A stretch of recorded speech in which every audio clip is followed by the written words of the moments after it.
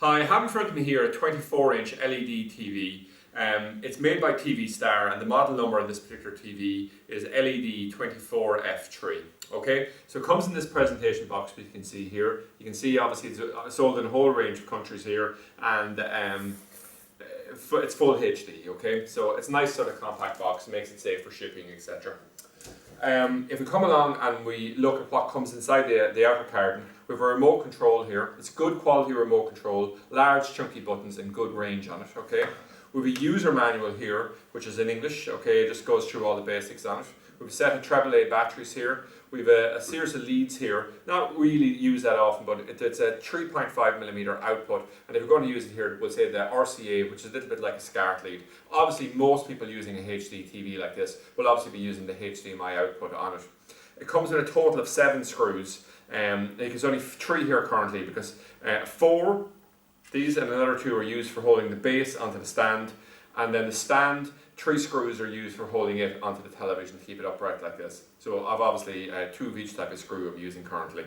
And we come along there, and it comes with a 2-pin to 3-pin plug adapter here. We just screw it in with the Phillips screwdriver, it just locks it into position, and we have exactly what we want, of course, which is a 3-pin TV. Okay.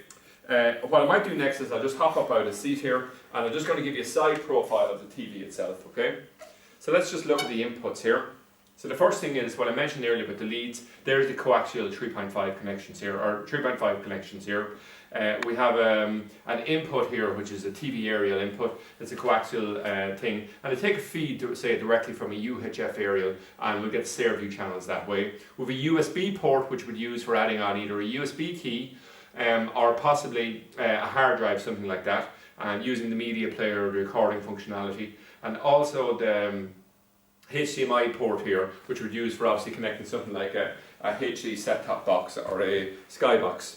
If we come along here and we just look on the base of the TV, we'll see here that we have the normal power input here. We have a 12-volt input here. So if we were, say, on a camper van, something like that, we could use something like 12-volt power input. So something like, we tested it there a few moments ago, 12-volt 5-amp power unit worked perfectly.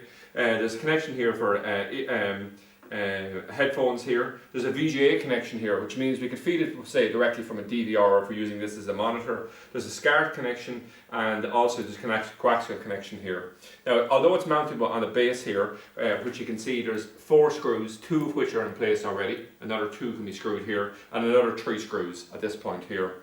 Normally we'd be mounting this, I suppose, in modern day on something like a TV bracket. It goes to the 100 VESA standard, okay? So that's basically the whole centre to centre by this, so it'll be 100 by 100 VESA. Any TV bracket that's listed with this will be suitable for it, okay?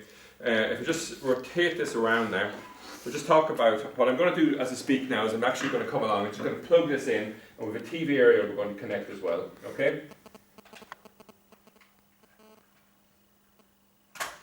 Oh, one thing I actually forgot to mention, and I'm just going to rotate the television quickly to talk about this, is there's buttons on the back of it here. If you lose the remote control, you can still turn it on, off, change the volume, change the channel, and bring up the menu, etc. And that's a very handy feature if you do lose your remote. What do you call it? So if we come along here, we have actually powered on here. We can see the little red light here, and I'm going to get a coaxial cable here coming from an aerial on the roof, and I'm just going to connect it directly in here. And I'm going to turn the TV on now. So in terms of power consumption, just as we're waiting for this to power up here, we can see this is B rated. It uses 31.1 watts, and it on average usage over a year would use 46 kilowatt hours. So that's very, very impressive. And you can see the picture quality on it is absolutely excellent. It's part of a wider range of LED TVs we stock, starting from 19-inch all the way up to 24, etc. And probably one popular one in the range, say, with 39-inch. As well. So that's it anyway, an overview of the 24-inch LED TV.